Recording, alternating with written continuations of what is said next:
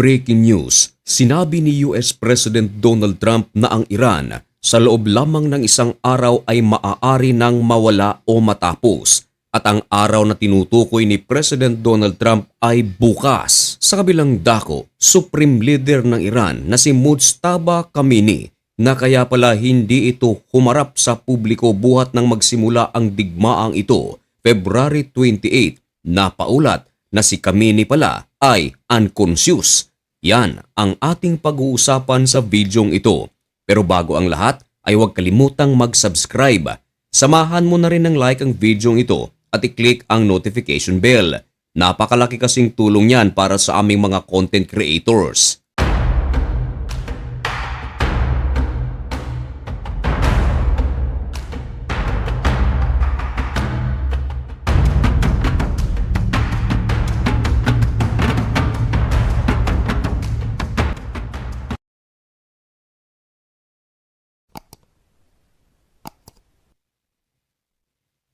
Maligayang pagbabalik mga kaibigan. Kumusta kayong lahat?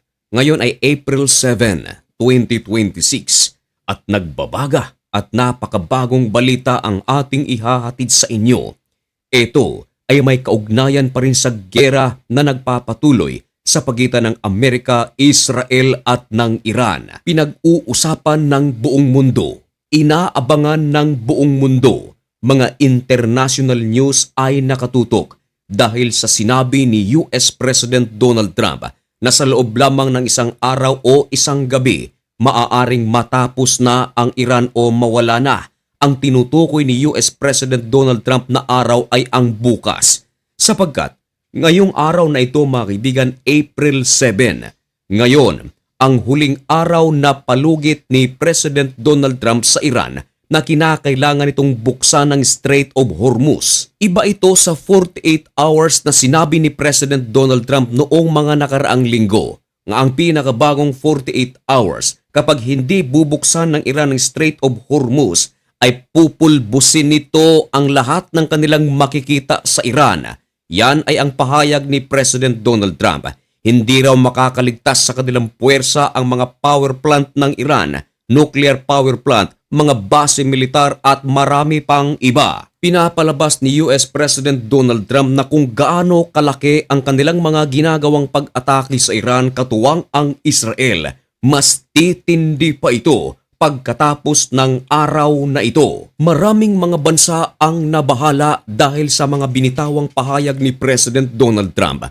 Maging ang Pakistan at ibang mga bansa sa Middle East nag-offer ng peace plan para sa Amerika at Iran. Ang Pakistan ay naglatag ng 45 days na ceasefire sa pagitan ng Amerika at Iran, pero alam nyo ba mga kaibigan, tinanggihan ng Iran ang peace plan na ito. Ganun din ang United States of America.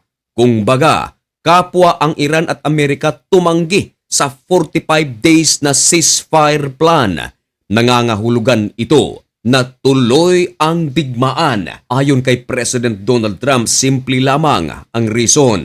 Kinakailangang hindi makabuo ng nuclear weapon ang Iran. Yan naman talaga ang pinag-ugatan ng gerang ito. Pero sinagot ng Iran ang ultimatum ni US President Donald Trump.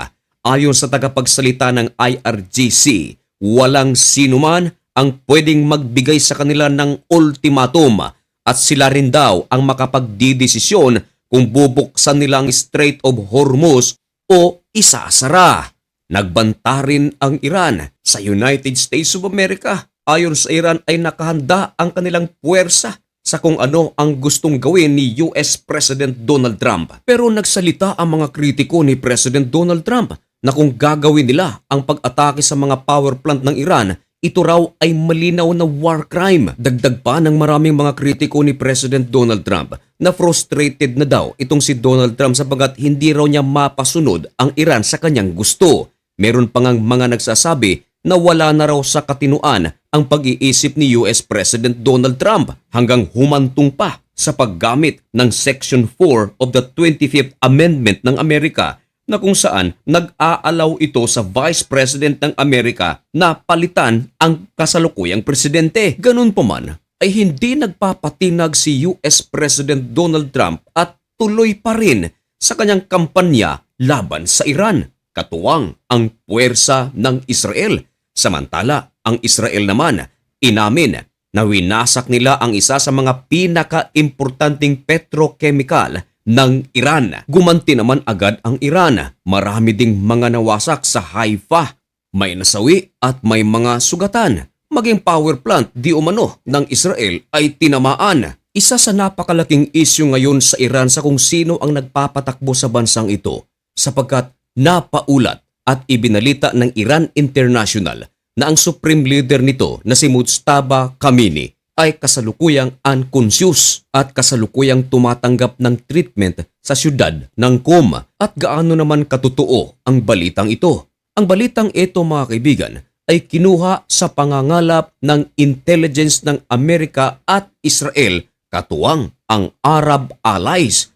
Ibig sabihin mga kaibigan, medyo kapani-paniwala. Isa pa sa reason, buhat nang magsimula ang digmaang ito noong February 28, ni minsan hindi pa nakita sa publiko o televised speech man lamang ang supreme leader ng Iran na si Mujtaba Khamenei. Noong nakaraang buwan ay ibinalita na di umano itong si Mujtaba Khamenei ay kinuha ng presidente ng Russia na si Vladimir Putin sabagat nais niya itong ipagamot sa Russia dahil daw sa matinding sugat na natamo bunsod ng pag-atake ng Amerika at Israel. Kaya isang napakalaking palaisipan para kay President Donald Trump sa kung sino ngayon ang namumuno sa Iran dahil wala pa raw itong kapasidad na mamuno kahit paman sa kanilang religious activities.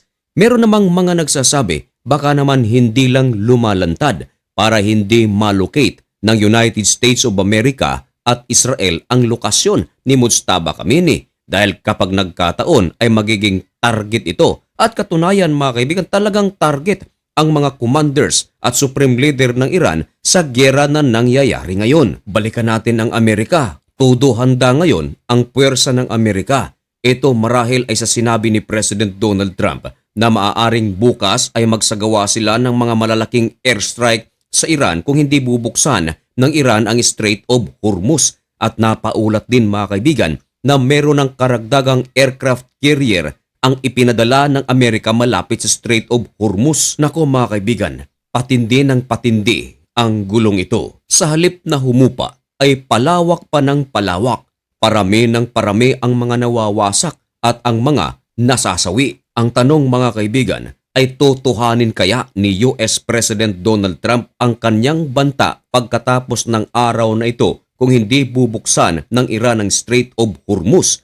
At kung ano man yan, yan ay isa sa ating mga tututukan dito lang sa channel na ito.